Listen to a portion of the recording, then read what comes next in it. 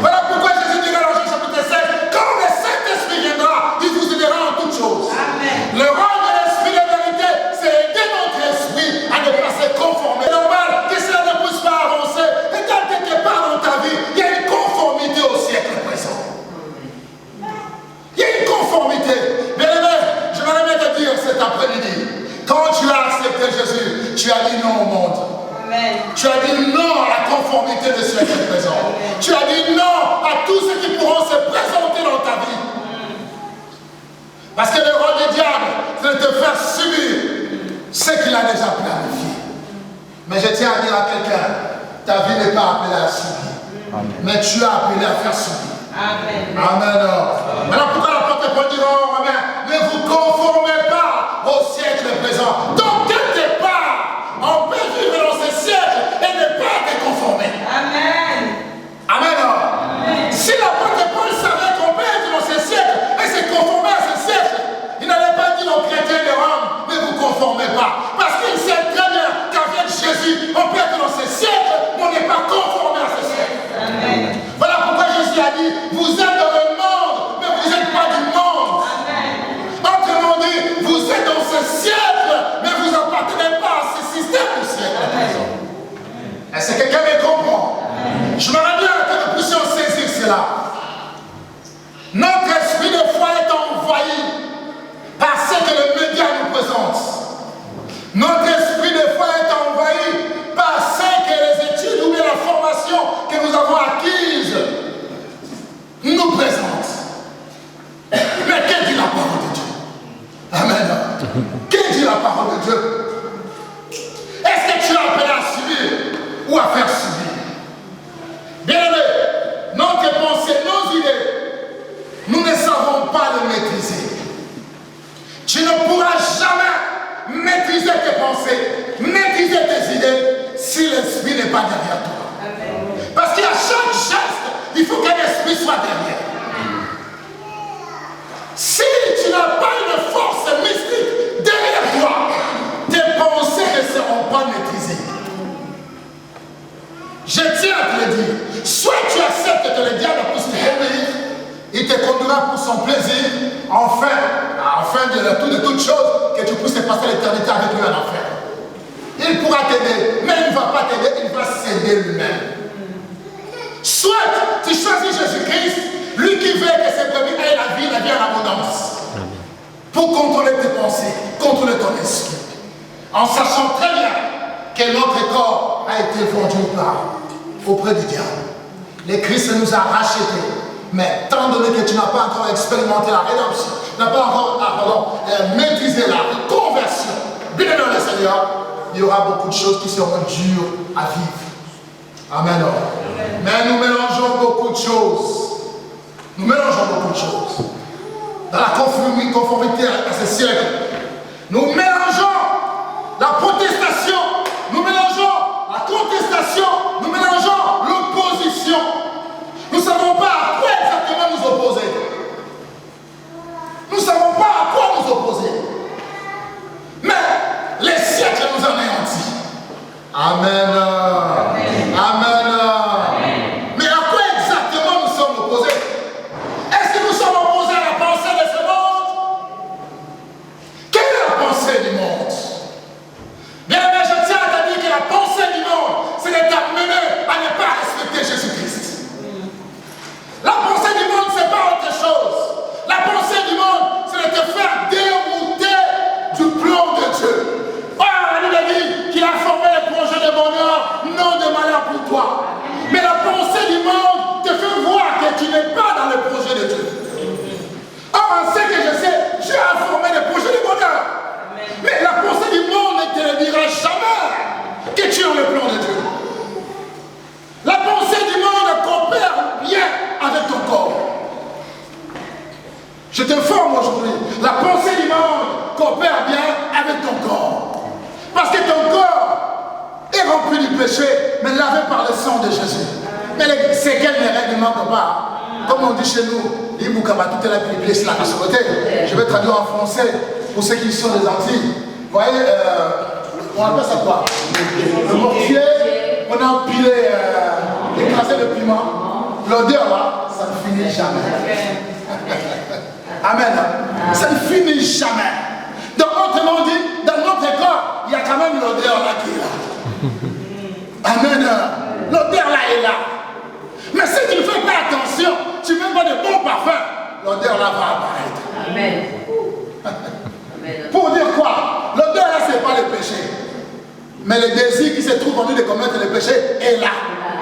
Amen. Un exemple, le désir sexuel. Ce n'est pas un péché. Amen. Ce n'est pas un péché. L'envie d'être avec une femme, si tu es marié, c'est ta femme. C'est normal. C'est dans ton corps. C'est naturel. Dieu nous a créés comme ça. Mais quand tu vas avec une femme qui n'est pas ta femme, quand tu vas avec une femme que tu n'es pas marié, quand tu vas faire ceci, mais pose-toi des questions. C'est ça le péché maintenant que tu connais. Quand tu pars au bois de Boulogne, c'est un péché. Amen. C'est là où se trouve le péché. Mais quand dans ton cœur, tu as envie de le faire, tu dis non, je ne le fais pas parce que je ne suis pas encore prêt pour le faire. Ce n'est pas le moment pour moi. Le moment viendra. Là, ce n'est pas un péché. C'est normal que les désirs soient là. Est-ce qu'on se comprend un peu? Il n'y a pas des enfants ici. Hein? On va enlever ça quand on va faire le montage de la vidéo. Donc pour dire quoi? Il y a ces désirs-là qui se trouvent dans. Mais qu'est-ce qui se passe? Le monde te présente des choses qui pourront stimuler tes désirs. Je ne sais pas si tu me comprends. L'envie d'avoir beaucoup d'argent, d'être bien dans la vie, c'est dans l'homme. Amen. C'est dans l'homme. Chaque homme veut avoir beaucoup d'argent. Chaque homme veut être bien. Amen. Hein? Mais c'est qu'on nous dit, prendre de l'argent qui ne t'appartient pas, c'est quoi? C'est voler. Amen. Alors quand tu es devant en face de l'argent, c'est pas à toi. Est-ce que tu vas voler? Tu vas dire, c'est pas moi. Non, je ne peux pas voler. Parce que je ne peux pas voler. Alors, mais il y a un désir de prendre ça pour que les gens parlent de toi parce que tu es riche. Mais quand tu ne commets pas cet acte, tu commets un péché. Mais l'envie qui était en train de prendre, tu ne l'as pas fait parce que tu ne fais pas. C'est un péché? Non. Mais ça devient un péché quand tu prends. Je ne sais pas si vous comprenez. Et le monde, qu'est-ce qu'il fait? Il va créer des circonstances pour te mettre dans une position pour commettre cet acte. C'est quelqu'un qui me comprend. C'est ça la pensée du monde. La pensée du monde, c'est de te faire croire. Oui, tu es fatigué, tu dois dormir. Tu es dans une fête hier, tu peux pas aller à l'église.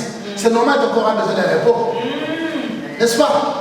Ton corps a besoin de repos. Toi, tu es fatigué, tu as envie de dormir. Est-ce que c'est mauvais? Mauvais quand tu dors. Parce que tu sais que tu as un rendez-vous avec Dieu. Je ne sais pas si vous comprenez un peu. Quand tu désobéis à ton engagement avec Dieu, que je dois sanctifier ton jour, être à l'église, c'est là que ça devenait un péché. C'est qui me comprend un peu. J'essaie un peu de vous donner ces exemples pour que vous puissiez comprendre ce que je vais vous dire cet après-midi. Amen. Donc, le monde nous présente des choses, et ces choses que le monde nous présente, ce n'est pas en dehors de nous. Amen. Ces désirs-là est en nous. De faire le mal à ton prochain, vous croyez que c'est en dehors de l'homme? Chaque être humain a des sentiments de vengeance. Voulu ou pas, que tu sois rempli du Saint-Esprit, il y a toujours les sentiments de vengeance. Amen. Que tu sois quelqu'un qui prie la tête en bas, le pied en haut, il y a toujours les sentiments de vengeance. Mais pourquoi ne commettons pas la vengeance? C'est parce que le Saint-Esprit, la Bible nous dit, à moi la vengeance, à moi la rétribution. Le monde lui dit quoi? Œil pour œil, dent pour dent. Tu me tapes ici, moi aussi je te tape là. Ça, c'est ce que le monde me propose. Mais qui dit la Bible? Amen. Hein? Même si j'ai envie, tu m'avais incité, moi aussi je vais t'inciter, non, je ne le ferai pas. Parce que la parole me dit, à moi la vengeance, à moi la rétribution. Donc là, je vis bien ma vie, je ne suis pas je me conforme pas à ce que le monde me présente. Je ne sais pas si vous comprenez. Amen. Amen. Amen. Bien-aimés dans le Seigneur, l'apôtre Paul en disant, ne vous conformez pas au siècle présent. Et il cherchait que les croyants de Rome puissent vivre selon la révélation du Saint-Esprit. Amen. La pensée du monde. La pensée du monde peut commencer à vous matraquer. Je vous donne un exemple que vous connaissez tous. Le monde a son système. Il a les médias. Amen. Pour massacrer les gens. Il a l'éducation, l'école. Amen. Il a, quand je parle de médias, on voit les journaux, tout ça. Il a la famille, vous comprenez? Il a nos patrons dans les entreprises où nous travaillons. Ça, c'est un système du monde bien établi, bien rodé. Tu ne peux pas accéder à ces postes si tu n'as pas telle formation. C'est un système établi. Est-ce que Jésus a besoin d'une formation pour toi, pour que tu deviennes directeur d'une entreprise? Non. Il y a combien de directeurs ici en France qui n'ont même pas eu de licence? Même pas de bac. Amen. Mais le monde présente un système. Mais si vous allez même au Congo, vous allez voir, c'est 100% des jeunes, ou des jeunes, des habitants, pas des habitants, le monde, je parle au niveau éducatif. C'est beaucoup de licenciés. Mais il n'y a pas de travail. Pourquoi? Parce qu'on a catégorisé, pour être ministre, il faut être licencié. Et aujourd'hui, pour être député, il faut être licencié, ou D6, ou bien gradué. Vous voyez déjà, tous les jeunes, même les mamans, on est même d'orienter leurs enfants pour faire des métiers, non, toujours université. Mais à la fin, il n'y a pas de boulot. Parce que le monde a une structure que les gens essayent de respecter. Je ne dis pas qu'il ne faut pas étudier.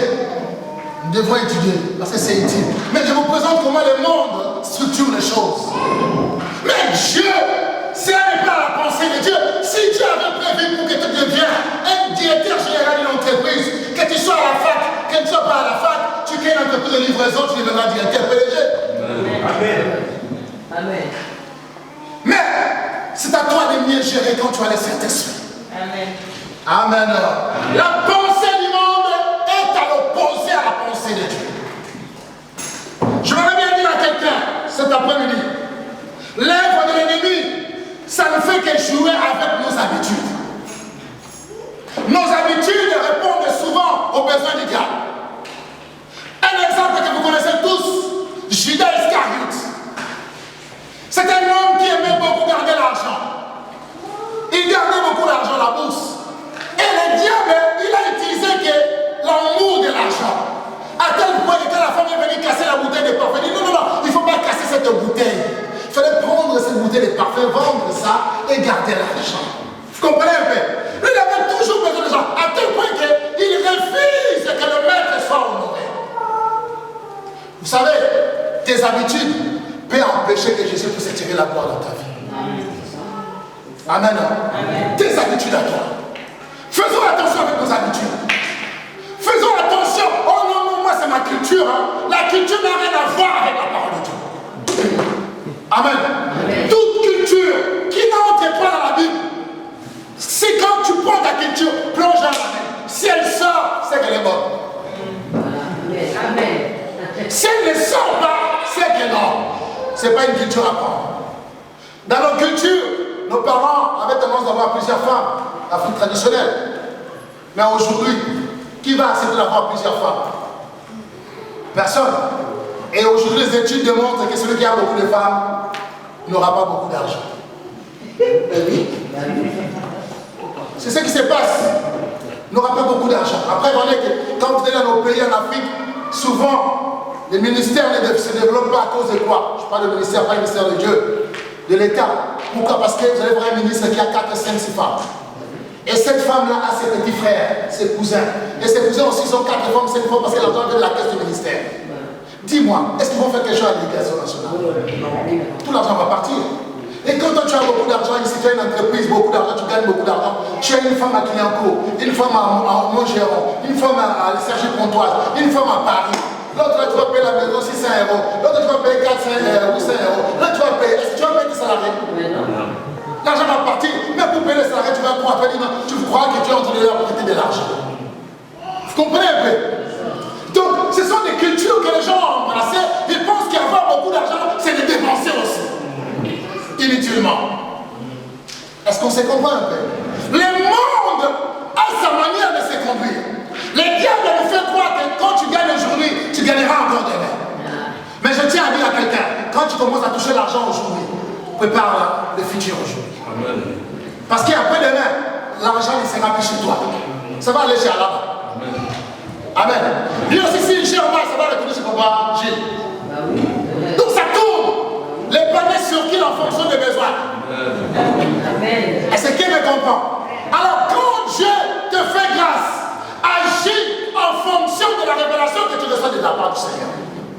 Ça, quelqu'un me comprend. Ne vous conformez pas au siècle présent. Ne te conforme pas à tes désirs personnels. Ne te conforme pas aux ambitions personnelles. Si ces ambitions n'arrivent pas à répondre aux exigences de la Bible. Soyons prudents, bien-aimés, les Seigneurs. Soyons prudents. Soyons prudents. Oh, moi je suis là pour protester. Moi, tout ce que je vois là, moi j'aime pas ça. Non, non, non, non, non, non. La protestation, c'est quand tu dis au monde, ce n'est pas ça, c'est que Jésus veut. Jésus veut ça. C'est ça, protester. Amen. La protestation fait avancer l'œuvre de Dieu. La protestation fait avancer aussi ta vie. Quand tu te protestes contre qui? Amen. Hein? Contre qui? Attention à la protestation. C'est protester. Quand on se proteste quelque part, on peut le définir comme témoigner pour. Amen. Hein? Quand je me proteste contre Papa Willy, c'est que je proteste en témoignant quelque chose. C'est ça le mot protestation. Je témoigne pour. Mais tu témoignes pour qui? Nous avons vu dans le siècle dernier, le siècle passé, des grands philosophes. Il y avait les platonistes, il y avait les gens de Socrate, il y avait les gens de plusieurs, les Spinoza et tout. Chaque courant philosophique avait sa pensée. Et chaque courant philosophique avait l'habitude de défendre sa thèse. Et il s'est protesté contre une thèse. On peut parler, les gens qui parlaient de l'existence, Sartre, l'existentialisme, ces gens-là, ils défendaient leur idéologie en disant l'essence précède l'existence. Dis-moi, l'essence ne précède pas l'existence? Oui, ça précède l'existence. Dieu a pensé, il a créé. Il faut penser, créer. Amen. Et c'est bien. Ils protestent contre ceux qui disent non, je peux créer comme ça directement. Non, non, non, non. Il faut d'abord que ça passe par la part, la pensée. Ça construit. Alors quand toi tu te protestes, ça ne construit pas. Toi tu commences à te protester même dans la prière. Des mots de mal ennemi, des mots de tel, des mots de pauvreté, des mots de ceci, des mots de je te chasse sur le Jésus. Mais après il y a quoi? Amen. Hein? Après il y a quoi? Parce que tu avais suivi une prière sur internet, on t'a dit que non, il y a un esprit de blocage qui règne actuellement. Et toi aussi tu commences à passer le temps en chassant l'esprit de blocage. L'esprit de blocage, je te chasse. Tu prends même une heure de temps au blocage, tu seras toujours bloqué. Bien-aimés le Seigneur, je m'en dis que nous fassions attention. Amen. Hein? Quand tu protestes, tu témoignes. Quand je proteste contre la stérilité, je dis que non, je ne veux pas la stérilité. C'est que cette parole que je prononce, il y a la fécondité. La Bible a dit dans ma maison, il n'y aura pas de femmes stériles. Donc quand je proteste contre la stérilité, j'ai une parole qui me dit proteste contre cette stérilité. Il n'y aura pas de femmes stériles dans ma maison. Donc stérilité, je te dis à partir d'aujourd'hui, tu n'es pas la bienvenue chez moi. Je te chasse au nom de Jésus-Christ. Parce qu'il y a la fécondité. Amen. C'est ça protester. Mais quand tu te protestes, c'est parce que tu as appris qu'il faut se protester. Non. Même dans ta foi, même envers le monde, nous devons nous protester face à ce que le monde nous présente. Dire non au péché. Le péché, je dis non. Et je tiens à te dire, seul, tu ne pourras jamais vaincre le péché. Amen. Ne pense pas que tu arriveras à vaincre le péché si tu es seul. Bien aimé, il n'y a personne dans ce monde qui est au top de la spiritualité. Personne. Que tu sois archibishop, que tu sois pasteur, que tu sois qui, personne. C'est le Saint-Esprit qui nous aide à être au-delà du péché. Amen. Quand tu dis Seigneur, aide-moi. Vous savez ce que j'aime avec Dieu? C'est quand tu as un cœur ouvert. Et il faut, je ne sais pas si je vous ai parlé, quand je suis missionnaire au Maroc, j'ai reçu une soeur. Je ne comprends pas pourquoi Dieu met toujours sur ma route des Gabonaises. Et une sœur gabonaise qui est venue, c'était après le culte. On était assis, à partir de 12h, on était arrêtés. Nous sommes entrés au bureau, elle était assise là, moi j'étais là. On parlait. Elle a commencé à parler. Mais les jours-là, je n'avais pas compris. Les saints disent que vous m'avez poussé ma bouche. J'étais là en train d'écouter. Elle parlait. Après, j'ai dit, mon Seigneur, j'arrive. Je pars pour toi, elle a dit, j'arrive. Elle parlait. J'ai dit, mais j'arrive. Je pars. Comme la maison était toujours dans l'enceinte de l'église, je pars, j'ai grigné quelque chose. Je reviens. Elle parlait. Bien aimé le Seigneur. Jusqu'à des larmes terribles. Et à la fin, il m'a dit, vous avez fini. Oui, pasteur, je n'ai plus rien à vous dire. Donc il m'a parlé de sa vie. Pendant ces 4 ans de temps, c'est combien de temps? C'est moi qui faisais des pauses parce que je sortais. Mais à la fin, vous savez ce qui s'est passé? Elle était guérie. Complètement. Complètement. Elle a témoigné auprès de sa communauté gabonaise. Et les dérangements ont commencé au téléphone. Mais ce n'est pas moi qui l'a fait. C'est elle-même. Elle a protesté contre sa situation. Elle a dit, je ne veux plus vivre ça. Il y a des choses qui pourront changer dans votre vie quand vous-même vous décidez. Quand tu dis non, je ne veux plus cette situation. Mais tout change. Même quand c'est difficile. Mais c'est toi qui dois prendre le devant.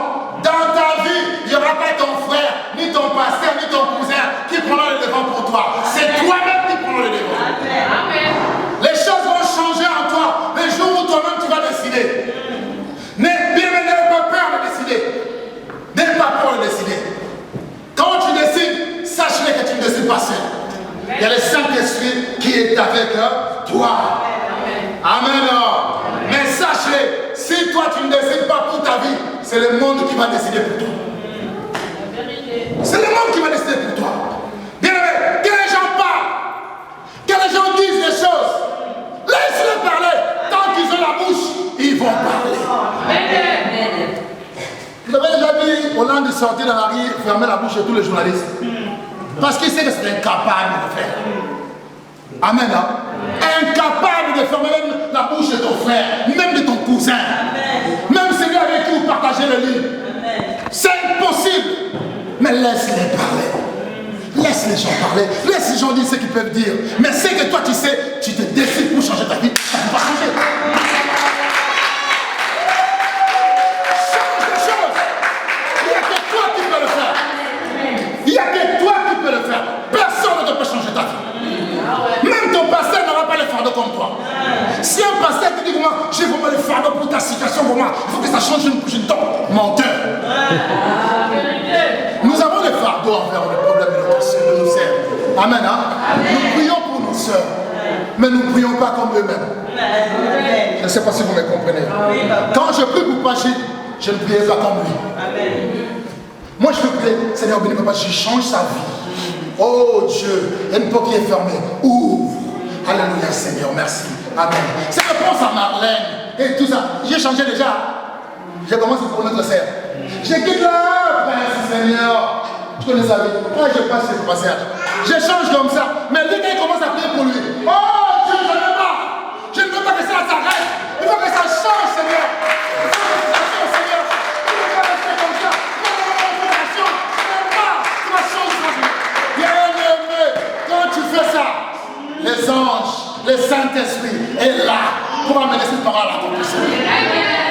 T'as vu pour que ça change? Il n'y a que toi. Ne regarde pas les gens.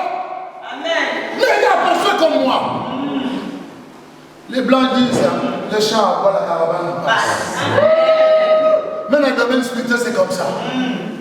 Bien aimé, quand tu souffres pas avec ton responsable. Tu ne souffres pas avec ton pasteur. Tu ne souffres pas avec tes amis. Tu souffres seul. Amen. Tu souffres seul. Pour que ça change, tu souffriras aussi seul. Nous, on vient seulement pour t'accompagner.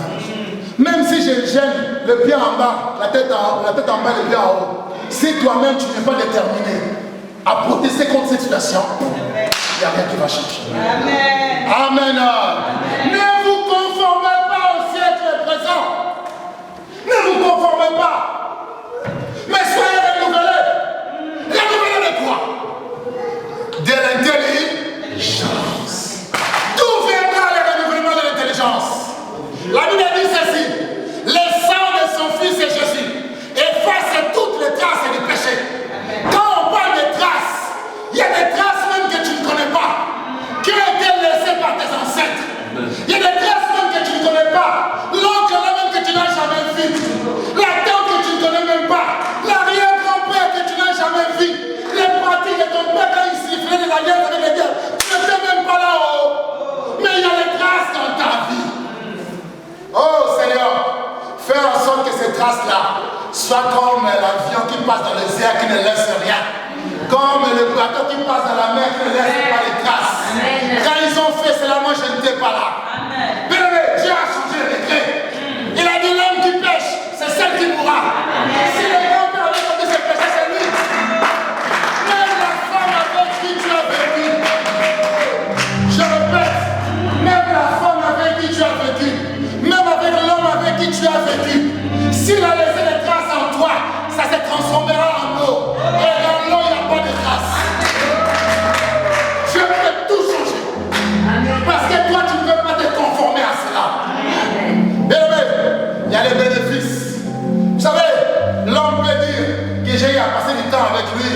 c'est par les sexe que je lui ai possédé. Je l'ai possédé parce qu'il avait bouffé mon argent. C'est normal, lui aussi, il a profité de toi. Quand tu préparais la nourriture pour lui, il ne mangeait pas. Quand tu faisais la vaisselle pour lui, tout ce que tu faisais, que Dieu te bénisse, ma soeur, tout ce que tu faisais, est-ce que cet homme-là ne voyait pas? Il ne profitait pas. Tout ça. Bien aimé, quand tu as décidé de changer ta situation, aucun homme viendra s'opposer. Aucune femme. Ils ont bénéficié de toi. Il a bénéficié de ton argent. Elle a bénéficié de ton argent. Bien aimé, il a bénéficié de ton corps. Il a bénéficié de tout ce que tu possédais. De ton temps. Et les traces de ces péchés n'ont aucun impact. Je tiens à te le dire, parce que le renouvellement de l'intelligence est là en toi. Tu ne peux pas te conformer à ce que le monde te présente. Le monde peut te présenter les choses, ça c'est le monde. Et qu'est-ce que Dieu me présente? Or, la Bible dit ceci, les choses glorieuses ont été annoncées pour vous. Dieu a annoncé de grandes choses pour votre vie. C'est ça que vous devez vivre avec. Protestez-vous contre tout ce qui pourra vous empêcher d'aller de l'avant avec le Seigneur. D'aller de l'avant même dans votre vie professionnelle, même dans votre vie familiale. Résistez au diable, dit la Bible, et il fera loin de vous. Amen. Le diable, ce n'est pas seulement celui qui a les corps. Le diable peut être aussi dans les pensées. Le diable peut être aussi par rapport à ce que nous avons entendu. Le diable peut agir aussi par rapport au dessus qui se trouve en nous. Or, il y a une barrière. Là, il a dit qu'il y a une différence entre ceux qui servent l'Éternel et ceux qui ne le servent pas. En ce que je sais, le diable ne sert pas l'Éternel. En ce que je sais, moi je sers l'Éternel. Donc il y a une différence entre moi et lui. Il n'a aucun pouvoir de me toucher. Il n'a aucun pouvoir. Là, il a dit qu'ils te feront la guerre, mais ils ne te vaincront jamais. C'est normal que la guerre soit là. Mais ils ne vont pas te vaincre. Pourquoi? Parce que tu as déjà réussi ce qu'on appelle le renouvellement de l'intelligence. Est-ce que quelqu'un peut dire Amen? Amen. Je t'entends un bon Amen. Amen. Amen fort. Amen. Merveilleux. Bénis le Seigneur. Je vous rappelle que l'œuvre de l'ennemi, bien-aimé, tu dois savoir, ce sont les habitudes du monde. Je rappelle que protester, c'est témoigner. Je me rappelle qu'après avoir fini cette prédication, je suis encore à l'introduction de ma prédication, mais les gars, on a pris beaucoup de temps déjà. Bien-aimé le Seigneur, je me rappelle nous dire que nous sommes des chrétiens. Notre expression chrétienne doit être vécue. Amen. Amen.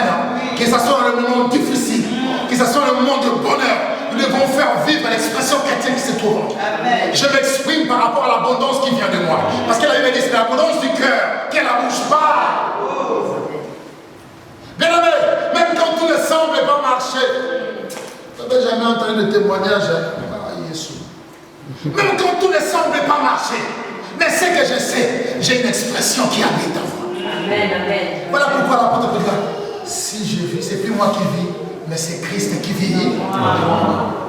Parce que la loi du péché a été anéantie. J'ai dit encore à quelqu'un, c'est protester, c'est quelque chose de fondamental, positif, que nous devons avoir, nous croyants. Amen.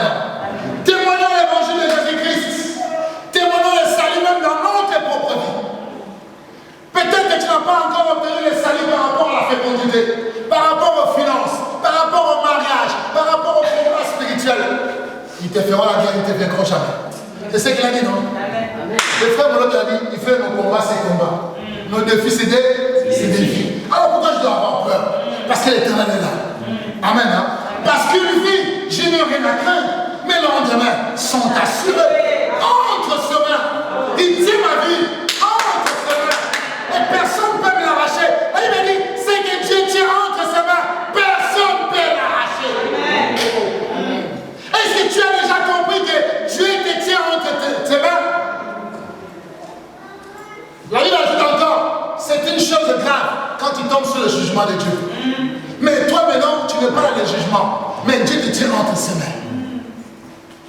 Bien aimé, quand tu es sous l'abri du Très-Haut, tu reposes sur quoi? L'ombre de ton puissance. Mais imaginez-vous maintenant, le Très-Haut maintenant habite en toi. Et l'ombre là, ça se trouve où? En toi, non? Donc l'ombre là, ça monte, ça met le parapluie, non? Est-ce que vous comprenez? Et quand tu marches,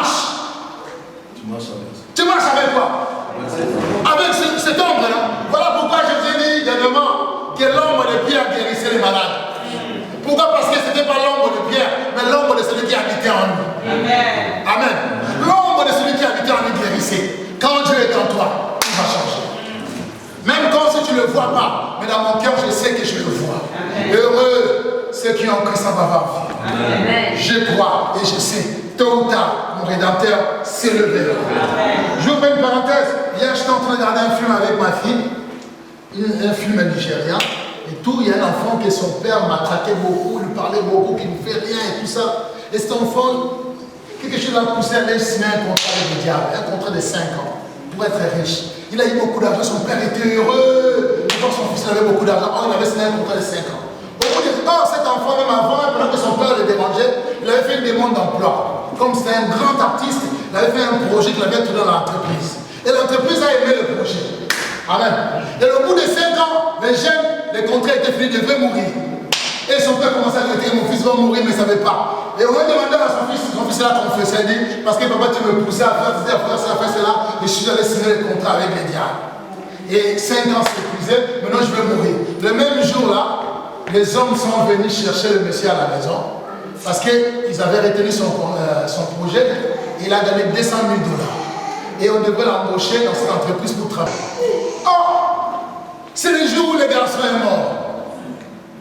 Mais j'ai tiré une leçon là-dedans. Quand tu te conformes à ce que les gens disent, tu prends des décisions qui ne sont pas propres pour faire plaisir à ces gens-là. Il a fait plaisir à son père, tout le monde était content. Mais au bout, c'est lui qui est parti. Son père est resté vivant. Or, Dieu avait déjà planifié chaque chose à son temps. Chaque chose à son temps. Il faut apprendre aux enfants que quand tu fais ça, patiente, ton temps viendra. Si ce n'est pas dans les siècles présents, mais c'est dans les siècles à venir. Vous croyez que nous vivons seulement sur cette terre dans ce siècle? Non. Nous vivons pas seulement sur cette terre. Même si je ne vois pas ça dans ce siècle. Mais quand nous irons là-bas, nous allons descendre encore pour vivre ici. Et je ferai ça ici. Pourquoi il veut seulement que les gens voient ça maintenant? Si Dieu veut que les gens puissent voir ça, ils le verront. Vous savez, quand j'étais missionnaire au Maroc, quand on priait, je prie pour quelqu'un qui a le cancer, spontanément guéri. Les Arabes. Spontanément guéri. Délivrance. Je vais donner un témoignage, non? Sans même prier, la personne a réussi la guérison. Mais délivrance, des miracles terribles. Mais tu viens ici pour prier, il faut prendre beaucoup de temps pour que Dieu se manifeste. Vous croyez qu'il y a une différence? La différence c'est quoi? Là-bas, ce sont les musulmans. Pour que l'évangile se confirme, il faut que les miracles soient opérés. Voilà. Amen. C'est instantanément. Mais ici, il y a des croyants, des chrétiens. Dieu peut faire spontanément sur le verbe. Il peut le faire aussi progressivement. Mais ce qu'il veut, c'est que tu puisses avoir la foi. Confiance en lui. Espérer toujours à ses promesses. Il agira. Mais ne te conforme pas au siècle présent. Amen. Et le prochain verset, s'il vous plaît.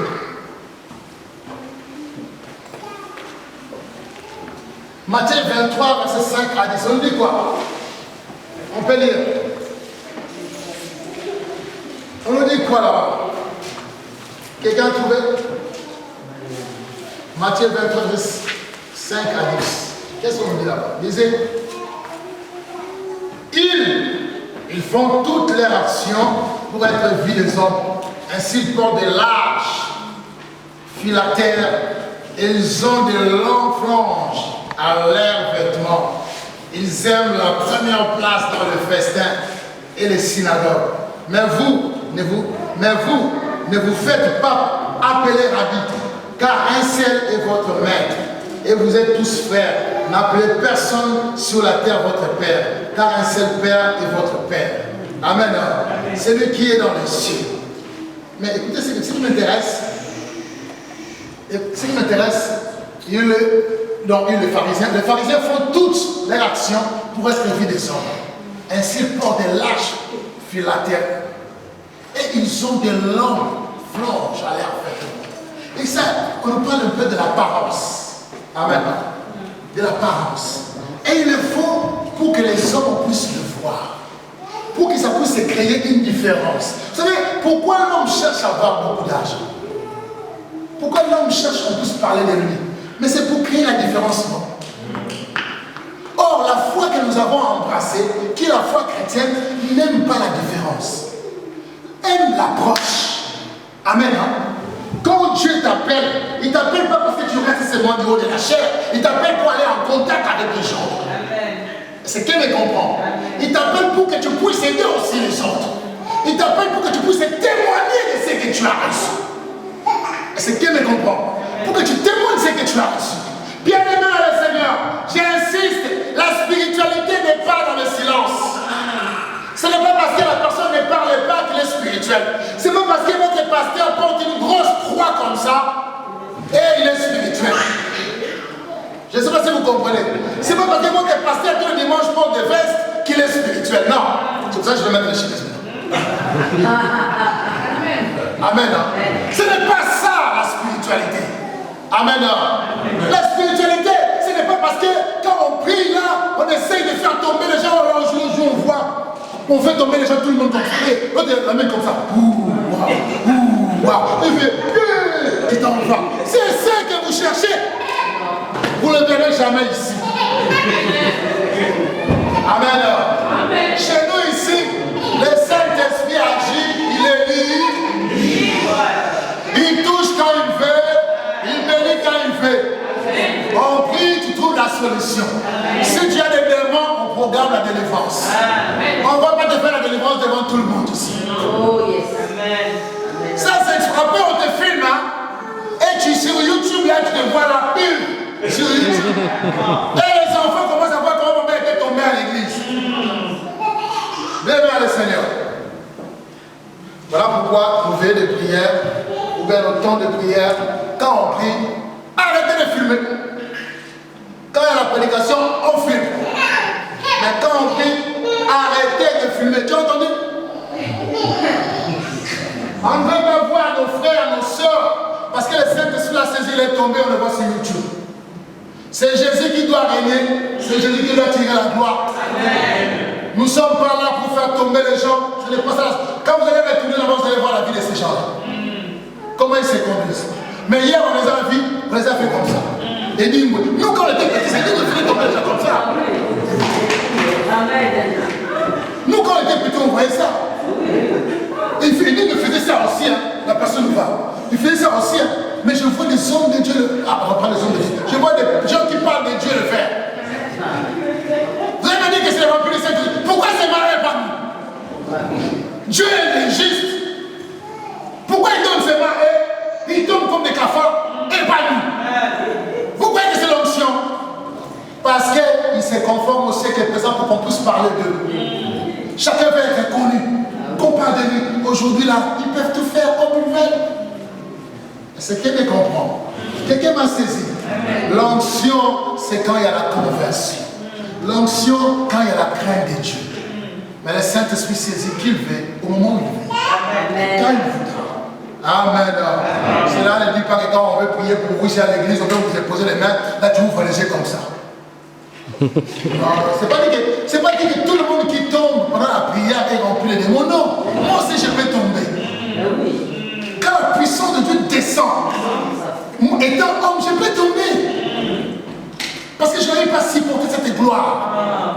Amen. Quand tu n'arrives pas à supporter la gloire de Dieu, tu peux tomber. Mais ce n'est qu'après qu'on peut discerner. Si on voit des manifestations, qu'on peut savoir, ah, ça c'était par rapport à ça. Mais d'autres gens qui tombent, c'est le revêtement. Mais Dieu ne peut pas te revêtir en te faisant comme ça. Tu vas à gauche, tu vas à droite. Ça, c'est pas Dieu. Après, tu fais coup de tête, tu tombes. Parce que Dieu a besoin de te faire ça pour que tu tombes. Et puis, vous croyez à ça. Et quand on vous demande 1000 €, vous donnez le 1000 € rapidement. Même par crédit, tu payes. Parce que vous avez besoin de la délivrance. C'est toi. C'est ce que je vous ai dit. Lève-toi, proteste, témoigne. Bien aimé, c'est ça que tu as vu à la gloire de Dieu. Maintenant, il y a un bishop, parce qu'aujourd'hui il y a des titres terribles. Qui va faire un méga Ah! Qu'on les ramène encore dans l'ancien temps de Pierre et de Paul s'ils vont témoigner Jésus. Vous savez, moi le pasteur que j'expecte qui est parti pour faire la mission dans le pays des Arabes. Fier là-bas. Et je vais te respecter. Mais ici là, tout le monde peut mettre des affiches à Château Rouge, Facebook, partout, on peut tout faire. Mais va dans les terres où tu ne peux pas témoigner. Tu entres comme ça, La même personne que tu as vue là-bas à Abdal, c'est la même personne qui te suit. Tu arrives à la maison, tu entres, tu tournes la tête, tu vois la même personne. Tu entres, tu sors, tu pars acheter le pain, tu vois la même personne de l'autre côté. Tu reviens comme ça, tu vois la même personne. Je ne sais pas si tu vas vivre ta foi. Ici, on passe la fois, on prêche l'évangile comme ça parce qu'on n'a pas eu le temps. Moi, je dis ces choses-là. Où on t'attrape comme ça, 48 heures, tu veux retourner. Hein? Les Blancs, eux, ils viennent en Europe. Mais moi, j'allais retourner où? Au Congo, les Marocains n'achètent pas les billets pour les gens qui viennent dans ton pays. Ils te refouent dans le désert. Vous voyez le désert là du sud, là? Ils te laissent là, ils te disent, regarde, à partir d'ici, tu peux aller chez vous dans l'Afrique noire. Vous savez combien de gens sont morts là-bas? L'évangile, vous êtes heureux, hein? De vivre l'évangile, on vit l'évangile, d'écouter l'évangile comme on écoute là. Il y a des gens qu'on brille. Aujourd'hui même que je vous parle, il y a des gens qui sont en train de mourir. Les autres sont en train de décapiter la tête à cause de leur foi. Mais toi, on ne te demande rien. On te demande de croire. Amen. Hein? Croire seulement. Les changements de ta vie viendront que de toi. Le verset suivant. Malgré la contestation qui peut se manifester dans notre société, celle-ci sans cesse ne traîne et ne peut pas traîner notre vie chrétienne dans la boue. Même si les gens s'élèvent contre nous, même si les gens se contestent par rapport à ce que nous avons reçu de la part du Seigneur, nous voyons aujourd'hui les choses changent. Même l'Église commence à accepter des choses qu'elle ne peut pas accepter. Aujourd'hui, l'Église accepte le mariage des homosexuels. Parce que l'Église protestante, Vraiment. la fédération où nous étions tous, vous posez la question. Et aujourd'hui, même hier, j'ai lu un article, ils ont dit, ils sont prêts maintenant à accepter les pasteurs gays. Et des fois, ce qui me fait rire, quand je vois des frères et des sœurs suivre les soi-disant hommes de Dieu, parce qu'ils ont des grandes églises aux États-Unis, ils les suivent comme ça, mais ce sont des homosexuels. Allez les voir, parce qu'on ne peut pas citer leur nom. Vous aimez tous les livres, on peut donc écrire des livres, tout le monde peut écrire des livres. En France, même qui peut écrire un livre. Vous voulez écrire un livre, allez à la FNAC. On va un logiciel là, tu peux commencer à utiliser pour écrire ton livre. Après, tu appelles un écrivain, il va t'obliger. Tu peux écrire un livre, n'importe qui. Mais bien aimé, la foi, c'est toi qui l'as. Amen. C'est toi qui as la foi. Ne vous conformez pas au siècle présent. Mais notre intelligence est renouvelée par le Seigneur. Amen. Donc, je ne peux pas continuer à beaucoup de versets à dire aujourd'hui, mais je m'arrête là. Nous allons poursuivre ça un autre jour. Amen. Amen. Que Dieu soit béni. Nous sommes arrivés à la fin de notre prédication. J'aimerais bien que nous puissions prier. J'aimerais bien que l'Église s'élève. Nous allons chanter tous ensemble. Je lève mes yeux vers la montagne, d'où me viendra les secours.